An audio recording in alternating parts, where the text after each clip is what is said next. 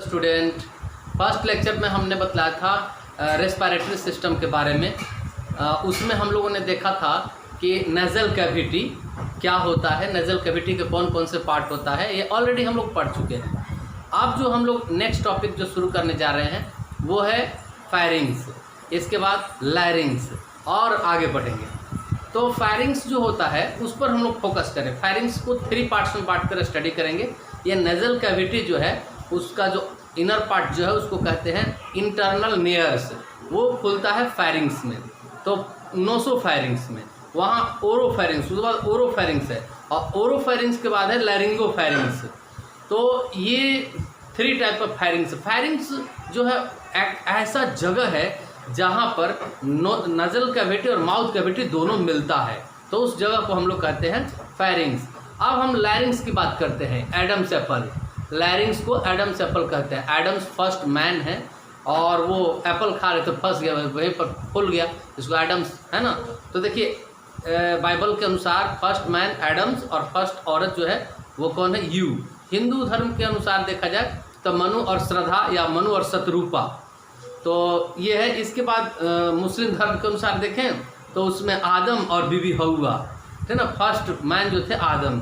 तो खैर इन सब से मतलब नहीं है, मतलब इससे है, ये एडम्स है, एडम्स एप्पल है ना। और वॉइस बॉक्स या साउंड बॉक्स ये जो भी कह सकते हैं, ये 9 कार्टिलेज से बना होता है। 9 कार्टिलेज से बना होता है, याद रखिएगा, 9 कार्टिलेज से बना होता है। और इसमें सबसे बड़ा जो कार्टिलेज होता है वो थायराइड कार्टिलेज होता है। थायराइड ग्लैंड भी होता है, लेकिन यहाँ थायराइड कार्टिलेज की बात करते हैं।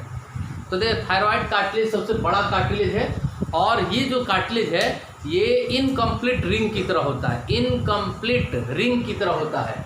दूसरा है क्रिक्वाइड, क्रिक्वाइड जो है कंप्लीट रिंग की तरह होता है, कंप्लीट रिंग, इसलिए इसको सिग्नेड कार्टिलेज भी कहते हैं। सिग्नेड मीन्स रिंग होता है। और आराटिनॉइड जो होता है पिरामिड शेप का होता है और उसके ऊपर क्यूनिफॉर्म होता है जिसको सेंटोरनी भी कहते हैं, क्यूनिफॉर्म या सेंटोरनी भी कहते हैं। और इसके बाद जो है देखिए कैनिकुलेट है ना, कैनिकुलेट है और कार्निकुलेट, सॉरी कार्निकुलेट, देखिए गलती लिखा गया है, कार्निकुलेट, कार्निकुलेट है। और फिर लास्ट जो है वो है एपिग्लोटिक्स, एपिग्लोटिक्स। इसमें देखिए ये जो है 1 सिंगल होता है और ये पेयर में होता है, ये पेयर में होता है, ये भी पेयर में होता है, और ये 1 होता है और ये 1 होता है। तो देख लिए हम लोग कि 1 2 2 2 1 1, तो 3 पेयर में होता है और 3 अनपेयर होता है। तो टोटल देख लिए तो 9 हो गया, ठीक है। टोटल देख लिए तो कितना हो गया, 9 हो गया। अब देखिए यहाँ पर हम लोग ये देखेंगे, ध्यान से देखना है कि इसमें फर्स्ट 3 जो है ना, ये हाईलाइन कार्टिलेज से बना होता है, कार्टिलेज से बना होता है। और ये 3 जो है ना, ये किससे बना होता है, तो ये 3 जो है येलो इलास्टिन फाइबर से, येलो इलास्टिन फाइबर से बना होता है। तो ये देखिए कौन किस कार्टिलेज से बना होता है ये भी हम लोग जान गए। और इसके बाद जो है और एक बात बताते हैं कि ये हाईलाइन कार्टिलेज क्या है। तो देखिए कार्टिलेज का स्ट्रक्चर जब पढ़िएगा तो उसमें पढ़िएगा कि ये जो है कार्टिलेज का सेल है कॉन्ड्रोसाइट्स, ठीक है। ये कार्टिलेज का सेल है कॉन्ड्रोसाइट और इसमें फाइबर से देखिए ये वाई से कैसे ना branch fibre, yellow elastin fibre है। और ये जो है इसको हम लोग कहते हैं white collision fibre, white collision fibre. तो अगर ये फाइबर्स कम होगा, अगर कार्टिलेज के मैट्रिक्स में फाइबर्स कम होगा तो नीट एंड क्लीन होगा, शीशा की तरह, मिरर की तरह। और हाईलाइन इसलिए कहें, हाईलाइन मतलब नीट एंड क्लीन, तो हाईलाइन कार्टिलेज हो गया। और इसके बाद हम देखते हैं येलो इलास्टिन, समझे ना। तो इसमें क्या होगा कि ये जो देख रहे हैं ना, ये क्या है, येलो इलास्टिन फाइबर्स है। और ये फाइबर्स अगर ज़्यादा होगा तो उसको कहेंगे येलो इलास्टिन कार्टिलेज। अगर व्हाइट ज़्यादा रहेगा तो व्हाइट कोलिजन कार्टिलेज कहेंगे, व्हाइट कार्टिलेज कहेंगे। तो येलो कार्टिलेज से बना होता है कौन कौन, तो देखिए येलो से बना होता है क्यूनिफॉर्म, कार्निकुलेट और एपिग्लोटिक्स। इसमें हम क्यूनिफॉर्म को सेंटोरनी भी कहते हैं। और ये तीनों जो है हाईलाइन कार्टिलेज से, नीट एंड क्लीन कार्टिलेज से बना होता है। तो ये जान गया, और कौन कितना अनपेयर कौन है और पेयर कौन है ये जान गए। तो देखिए 3 अनपेयर है, यानी थायराइड कार्टिलेज, क्यूनिकुलेट और एपिग्लोटिक्स, ये अनपेयर है, मतलब पेयर में नहीं है। और क्रिक्वाइड, देखिए क्रिक्वाइड जो है ना, 1 मिनट के लिए ध्यान देंगे। क्रिक्वाइड जो है ना, थोड़ा सा मिस्टेक हो गया, ये रिंग है, तो रिंग होगा तो कंप्लीट एक ही होगा। ये 1 है और ये 2 है, देखिए तो ये 1 है, ये 1 है, ठीक है। तो पेयर में कौन कौन है, तो पेयर में आपको आर्टिनोइड है, क्यूनिफॉर्म है और कार्निकुलेट है, ये पेयर में है। पेयर में फिर से एक बार देख लीजिए, आर्टिनोइड, क्यूनिफॉर्म और कार्निकुलेट, ये पेयर में है। और अनपेयर कौन है, एपिग्लोटिक्स अनपेयर है, थायराइड कार्टिलेज अनपेयर है, ये क्रिक्वाइड कार्टिलेज अनपेयर है। अब देखना है कि ये सबसे लार्जेस्ट है, ये जो है फर्स्ट नंबर, ये सबसे लार्जेस्ट कार्टिलेज है, ये यहाँ का, इसको देख लीजिए। इसके बाद ट्रैकिया, तो ट्रैकिया जो होता है, ध्यान दीजिएगा, ट्रैकिया जो होता है वो किस कलर का होता है भाई, व्हाइट कलर का होता है, ठीक है। और ये ट्रैकिया जो है ये फूड पाइप के फ्रंट में होता है, पीछे फूड पाइप, आगे ट्रैकिया। अब देखिए ट्रैकिया जो होता है इसमें, ये यहाँ पर हम लोग देख लिए, ये एडम सेपल हो गया, ये ट्रैकिया है, इसमें सी शेप कार्टिलेज है और ये 2 पार्ट में बढ़ता है, ट्रैकिया 2 पार्ट में बढ़ता है और इसको हम कहते हैं ब्रोंकाई, फर्स्ट ब्रोंकी। और ये लंग्स में इंटर करेगा। तो पिछले लेक्चर में हमने बताया था कि इस राइट लंग्स जो है ना वो कम लंबा होता है लेकिन चौड़ा होता है, और लेफ्ट लंग्स जो है लंबा होता है लेकिन पतला होता है, और इसमें हार्ट के लिए जगह होता है जिसको कहते हैं कार्डियक नोच। और इसमें 2 लोब्स होता है, लेफ्ट लंग्स में 2 लोब्स, राइट लंग्स में 3 लोब्स होता है। और ये फर्स्ट डिवीजन है। इसके बाद जो है सेकंड डिवीजन होगा, सेकंड डिवीजन को लोबा ब्रोंकी या सेकेंडरी ब्रोंकी कहते हैं, और फाइनली वो डिवाइड होकर के टर्मिनल ब्रोंकी बनाएगा। ये जो ट्रैकिया है ना, ये लगभग 20 से 25 बार डिवाइड करता है, और डिवाइड करने के बाद ये स्ट्रक्चर बनाता है। तो इसका पिक लीजिए, और इसके बाद जो है एक एक स्ट्रक्चर को हम लोग देखते हैं। हम लोग ट्रैकिया के बारे में देख रहे हैं। ये ट्रैकिया जो है ये 2 पार्ट में डिवाइड हो गया है, और ये 5th और 6th रिब के पास इसका डिवीजन होता है ट्रैकिया का, और ये दोनों ही लंग्स में इंटर करता है, एक जो है राइट लंग्स और एक जो है लेफ्ट लंग्स। तो राइट लंग्स में जो इंटर करेगा वो 3 लोबा ब्रोंकी बनाएगा, सेकेंडरी ब्रोंकी, ये प्राइमरी ब्रोंकी है, ये सेकेंडरी ब्रोंकी है। तो राइट लंग्स में 3 और लेफ्ट लंग्स में 2 लोबा ब्रोंकी होगा, लोबुलर ब्रोंकी। अब ये ब्रोंकी जो है मैंने बताया कि कई बार डिवाइड करता है, लगभग 20 से 25 बार डिवाइड करता है। डिवाइड करने के बाद जो है ना ये टर्मिनल ब्रोंकी बनाता है। टर्मिनल ब्रोंकी जो होता है वहाँ के बाद ट्रैकिया जो है ये कार्टिलेज नहीं होता है, तो ये टर्मिनल ब्रोंकी तक ही कार्टिलेज का रिंग होता है, ये सी शेप का रिंग। तो कहाँ से शुरू होता है सी शेप का रिंग, ट्रैकिया से। और ट्रैकिया में सी शेप का रिंग क्यों होता है, तो इसको कोलैप्स होने से बचाने के लिए।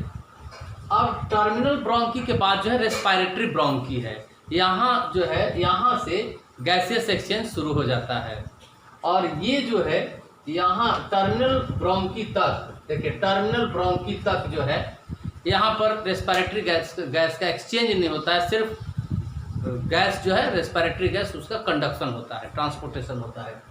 अब देखिए रेस्पिरेटरी के बाद जो है एल्वियोलर डक्ट आता है, एल्वियोलर डक्ट, और एल्वियोलर डक्ट के बाद आर्ट्रियम आता है। देखिए एल्वियोलर डक्ट के बाद आर्ट्रियम, और आर्ट्रियम के बाद जो है एल्वियोलर सैक या फिर एल्वियोलस। तो एल्वियोली क्या है, टाइनी एयर सैक है, टाइनी एयर सैक है जो सरफेस एरिया को बढ़ाता है, और ये लगभग 70 मीटर स्क्वायर सरफेस एरिया बना लेता है लगभग। टोटल अगर लंग्स में जितने भी एल्वियोली है उसको एक चादर की तरह, सीट की तरह बना दिया जाए तो ये लगभग 70 मीटर स्क्वायर एरिया को कवर कर सकता है। तो इतना जो सरफेस एरिया है much better for gaseous exchange, respiratory gas के एक्सचेंज के लिए बहुत ही अच्छा होता है। तो ये देख लिए हम लोग। अब इसके बाद हम लोग देखते हैं लंग्स के बारे में। तो इसका डायग्राम जो है ना बनाया है, उसका पिक ले लीजिए, इस बार लंग्स के बारे में देखेंगे। हम लोग लंग्स के बारे में स्टडी कर लेते हैं। तो ऑलरेडी हम लोग देखा, ये जो पोर्शन है इसको कहते हैं ग्लोटिक्स। ग्लोटिक्स, ये ग्लोटिक्स के बाद ये ट्रैकिया है या विंड पाइप है, ट्रैकिया या विंड पाइप है। और ये जो है ट्रैकिया और विंड पाइप जो है ये 5th और 6th वर्टेब्रा के पास जो है, देखिए 5th 6th वर्टेब्रा के पास जो है डिवाइड करता है, 5th 6th वर्टेब्रा के पास डिवाइड करता है। और यहाँ पर जो है हम लोग देख रहे हैं ये राइट लंग्स हो गया। और ये जो है छोटा दुबला पतला जो है लेकिन लंबा सा लेफ्ट लंग्स है, ठीक है। राइट लंग्स बड़ा होता है लेकिन छोटा होता है, बड़ा होता है मतलब चौड़ा होता है लेकिन छोटा होता है, और ये लंबा होता है लेकिन पतला होता है। तो हम बड़ा अगर कहें तो राइट लंग्स कहेंगे। तो इसमें ये जो है ट्रांसवर्स फीसर है और ये जो है ऑब्लिक फीसर है, 2 फीसर है, और इसमें सिर्फ ऑब्लिक फीसर है, ये जो है ऑब्लिक फीसर है।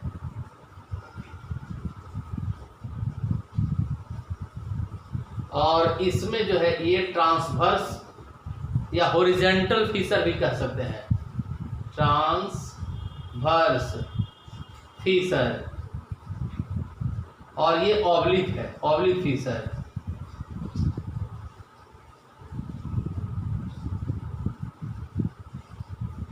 और ये जो लोब है सुपीरियर लोब है, सुपीरियर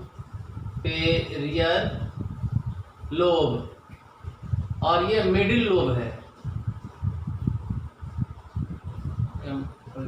मिडिल लोब, और ये इंफीरियर लोब है, इंफीरियर लोब, और इसमें सुपीरियर और इंफीरियर लोब। तो ये लंग्स का हो गया। अब इसके बाद देखते हैं कि ये जो है इसको हम कहते हैं प्लूरल मेम्ब्रेन। ये जो है चारों तरफ क्या है भाई, तो प्लूरल मेम्ब्रेन है। चलिए इसको कहते हैं प्लूरल। तो जो बाहर जो है तो 2 प्लूरल है, एक है पेराइटल, पेराइटल प्लूरल, और ये है विसरल, विसरल प्लूरा, 2 प्लूरल है। अब इसके बीच में जो लिक्विड है उसको कहते हैं peri pleural fluid, peri pleural fluid कहते हैं। ये लंग्स को प्रोटेक्ट करता है। अब यहाँ पर जो डोम शेप का देख रहे हैं इसको डाइफॉर्म कहते हैं। डाइफॉर्म मस्कुलर मेम्ब्रेन है, फेर्निक मसल से बना होता है। और ये जो है यहाँ पर देख रहे हैं इसमें बहुत सारा रिब्स होता है, 12 पेयर रिब्स होता है, जिसको 3 पार्ट्स में बांट कर स्टडी करेंगे। True rib, false rib, floating rib. और इधर भी हम लोग ऐसे कर सकते हैं, यहाँ पर रिब दे सकते हैं। तो ये चेस्ट कैविटी बन गया, चेस्ट कैविटी। तो कौन सा रिब के पास ये डिवाइड होता है, तो 5th और 6th रिब के पास जो है ट्रैकिया डिवाइड होता है और लंग्स में एंटर करता है। दोनों लंग्स के बीच के स्थान को कहते हैं मेडिस्टर्नम, मेडिस्टर्नम। ये चेस्ट कैविटी हो गया, चेस्ट कैविटी। और चेस्ट कैविटी और एब्डोमिनल कैविटी को बांटता है डाइफॉर्म। तो ये ओवरऑल लंग्स का डायग्राम हुआ। अब ये जो कार्डियक नोच है जो लेफ्ट लंग्स में होता है, कार्डियक नोच। तो अगर लंबाई में पूछा जाए कौन लंबा ज़्यादा है, तो लेफ्ट लंग्स ज़्यादा लंबा है। बड़ा कौन है, तो ये बड़ा है राइट लंग्स। राइट लंग्स बड़ा है तो इसमें 3 लोब्स है, और लेफ्ट लंग्स छोटा है, मतलब लंबाई में बड़ा है लेकिन ऐसे देखो तो नैरो है। और इसमें कार्डियक नोच होता है। तो हम लोग का जो हार्ट होता है लेफ्ट साइड में टिल्टेड होता है, इसलिए हम लोग लेवोकार्डिया हैं, और बहुत कम ही लोग होंगे जो डेक्स्ट्रोकार्डिया होंगे, और ये प्रॉब्लम है जो कि ऑलरेडी बतलाया जा चुका है। तो लंग्स के बाद जो है हम लोग पढ़ेंगे ब्रेथिंग। तो इसको पिक्चर जो है इसका ले लीजिए। अब हम लोग जो है ब्रेथिंग मैकेनिज्म के बारे में स्टडी करेंगे, यानी mechanism of breathing. Breathing actually क्या है, तो ये बायोफिजिकल प्रोसेस है। ये जो है एयर का इसमें इनहेलेशन होता है और एक्सहेलेशन होता है। तो ये इनहेलेशन और एक्सहेलेशन क्यों होता है, तो due to difference in pressure, यानी प्रेशर ग्रेडियंट जो है उसके अकॉर्डिंग होता है। तो अब हम देखें थोरेसिक कैविटी, तो इनहेलेशन में यानी इंस्पायरेशन में थोरेसिक कैविटी बढ़ जाता है, तो ये इंक्रीज हुआ यानी बढ़ जाता है, और इसमें क्या होगा डिक्रीज यानी घट जाता है। तो पहला डिफरेंस हो गया। दूसरा पल्मोनिक प्रेशर, तो वॉल्यूम जो है उसके ये इन्वर्सली प्रोपोर्शनल होता है प्रेशर, यानी वॉल्यूम बढ़ेगा तो प्रेशर घटेगा। तो यहाँ पर क्या होगा, तो डिक्रीज यानी घटेगा। तो इधर क्या होगा, इंक्रीज यानी बढ़ेगा। यानी कहने का मतलब कि इंस्पायरेशन में थोरेसिक कैविटी बढ़ेगा और पल्मोनिक प्रेशर जो है लंग्स के अंदर जो प्रेशर है वो घटेगा, क्योंकि वॉल्यूम बढ़ेगा तो प्रेशर घटेगा। और जस्ट अपोजिट, इसमें वॉल्यूम घटेगा तो प्रेशर बढ़ेगा। अब क्या है कि IIC यानी इंटरनल इंटरकोस्टल मसल, देखिए इसको रट्टा मारने की जरूरत नहीं है। इंटरनल इंटरकोस्टल मसल जो है अंदर का कोस्टल में सांस लेते हैं तो क्या होता है कि वो कॉन्ट्रैक्ट होता है। क्या हो रहा है भाई, कॉन्ट्रैक्ट हो रहा है। तो इधर क्या होगा, रिलैक्स होगा,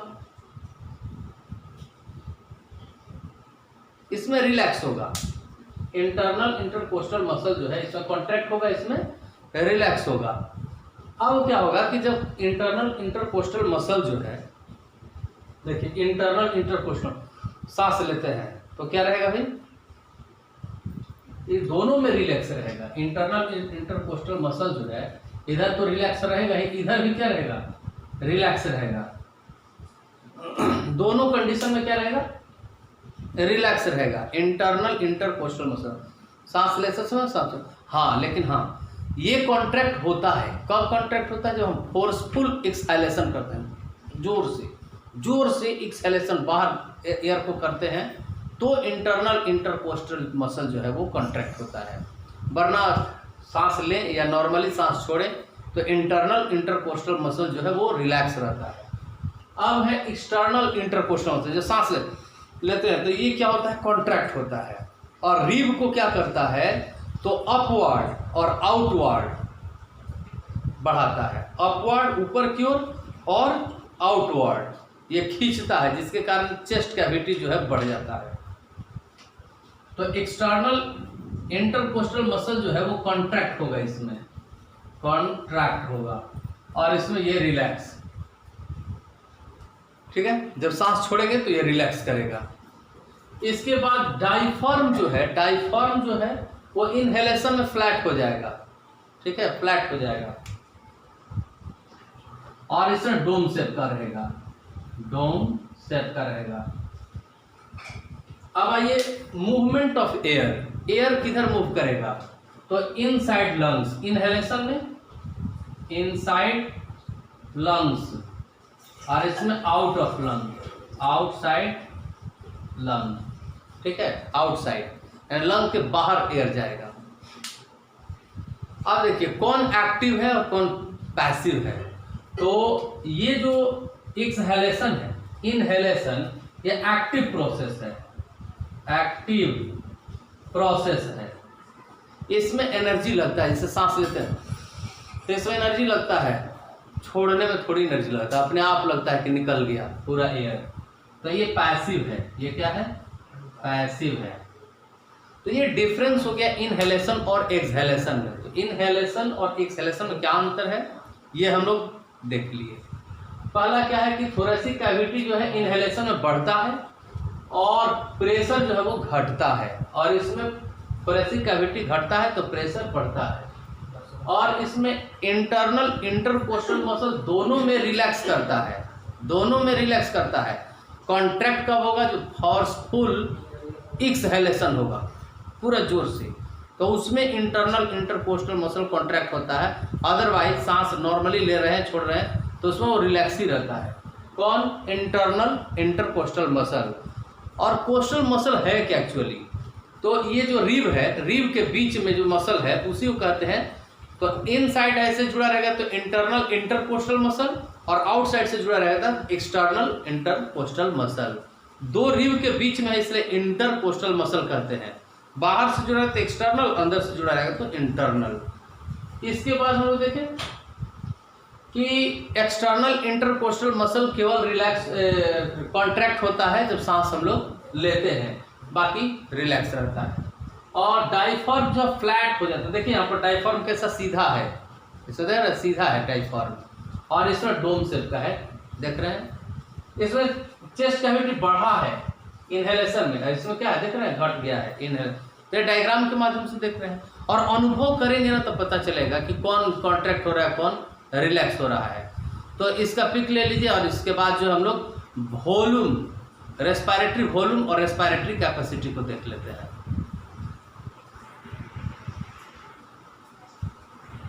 तो अब शुरू कर रहे हैं हम लोग respiratory volume and respiratory capacity. तो अगर हम वॉल्यूम को याद कर लेते हैं तो कैपेसिटी ऑटोमेटिकली जो है उससे कैलकुलेट करके निकाल लेंगे। तो चलिए रेस्पिरेटरी वॉल्यूम, ये जो है ना एक लाइन है, सीधा लाइन, और इधर जो है इंस्पायरेशन है और इधर जो है एक्सपायरेशन मान लेते हैं, इंस्पायरेशन एक्सपायरेशन। अब देखिए ये नॉर्मली जो है हम सांस ले रहे हैं छोड़ रहे हैं, तो ये नॉर्मली हम सांस ले रहे हैं और छोड़ रहे हैं, यहाँ तक देख रहे हैं। ये जो है टाइडल वॉल्यूम है, इसको हम कहते हैं टीबी, टाइडल वॉल्यूम। और ये 500 ml यानी आधा लीटर होता है, 500 ml टाइडल वॉल्यूम।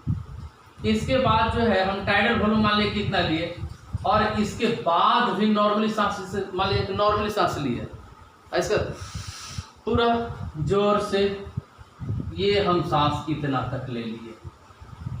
तो ये टाइडल वॉल्यूम जो है उसके बाद हम जितना एयर लिए ये रिजर्व में था इतना, तो इसको कहते हैं inspiratory reserve volume. Inspiratory reserve volume यानी हम नॉर्मली सांस लिए और इसके बाद और सांस लिए जोर से, ये हमारा कैपेसिटी इतना था, ये रेस्ट में था, उसका हम यूज कम कर रहे थे। अब देखिए यहाँ पे देखिए, इसके बाद जो है हमने सांस छोड़ा, ठीक है, छोड़ा, इसको जोर से और दम लगा करके हमने और एयर निकाल दिया बाहर। तो इसको कहते हैं, यहाँ से यहाँ तक देखिए, यहाँ से यहाँ तक जो है ये हो गया IRV। तो यहाँ से लेकर यहाँ तक जो हो गया इसको कहते हैं ERV, expiratory reserve volume, expiratory reserve volume इसको कहेंगे। इसके बाद हम देखते हैं कि यहाँ पर जैसे हमने एयर पूरा का पूरा है ना बाहर किया, एक्सहेल्ड किया, तो क्या एयर रहेगा कि नहीं, बिल्कुल है कि थोड़ा थोड़ा एयर रह जाएगा पैसेज में, तो उस एयर को हम कहते हैं रेसिडुअल वॉल्यूम, रेसिडुअल वॉल्यूम कहते हैं। अब देखिए, तो अब हम लोग को इसमें क्या निकालना है, तो टीवी, देखिए टीवी ये है, टीवी यहाँ तक है, तो टीवी प्लस ये देखिए IRV, तो इसको कहते हैं इंस्पायरेटरी कैपेसिटी, इंस्पायरेटरी कैपेसिटी। अब देखिए टीवी प्लस ERV इसको मिला दीजिए, तो ये हो गया एक्सपायरेटरी कैपेसिटी। तो कैपेसिटी हम लोग का निकल रहा है। अब यहाँ से लेकर के यहाँ तक हम देख रहे हैं, ये है वाइटल कैपेसिटी, वाइटल कैपेसिटी। और वाइटल कैपेसिटी में ये भी जोड़ लेते हैं, ये इसको भी RV रेसिडुअल वॉल्यूम को जोड़ लेते हैं, तब देखिए हमारा टोटल लंग्स कैपेसिटी निकल जाता है, टोटल लंग्स कैपेसिटी। तो ये सब कैपेसिटी है। अब देखिए रेसिडुअल वॉल्यूम, रेसिडुअल वॉल्यूम लगभग 1100 के आसपास होता है, 1100 के आसपास होता है। और देखिए इंस्पायरेटरी रिजर्व वॉल्यूम जो है ये भी 1100 या 1200 के आसपास होता है, 1100 या 1200 के आसपास होता है। और ये जो है लगभग 2500 से लेकर के 3000 के आसपास होता है ये IRV, इंस्पायरेटरी रिजर्व वॉल्यूम। तो अब हमको कैपेसिटी अगर निकालना हो, मान लिया जाए कि हमको ये देखिए ये जो है ये IC है, inspiratory capacity, IC inspiratory capacity, और ये है EC एक्सपायरेटरी कैपेसिटी, और ये जो है VC वाइटल कैपेसिटी है, ये वाइटल कैपेसिटी हो गया। ऐसे कर लेते हैं, अच्छा रहेगा। VC मतलब वाइटल कैपेसिटी ये है, और ये है EC मतलब इंस्पायरेटरी। अब ये जो है TLC है, total lungs capacity, TLC total lungs capacity. तो इस तरह से हम लोग कैपेसिटी और वॉल्यूम जो है उसको निकाल लेंगे। और नॉर्मली आदमी जो है ब्रेथ करता है, तो देखिए कैसे, जब ब्रेथिंग जो होता है ना वो मेटाबॉलिक रेट पर डिपेंड करता है। जैसे छोटा बच्चा है उसमें हाई मेटाबॉलिक रेट है तो ब्रेथिंग रेट भी क्या होगा, हाई होगा। और जैसे जैसे उम्र बढ़ेगा ब्रेथिंग रेट जो है वो कम होगा। और हम लोग में लगभग 14 या 16 बार ब्रेथिंग होता है पर मिनट। तो ये सब भी देखेंगे, इसका पिक ले लीजिए।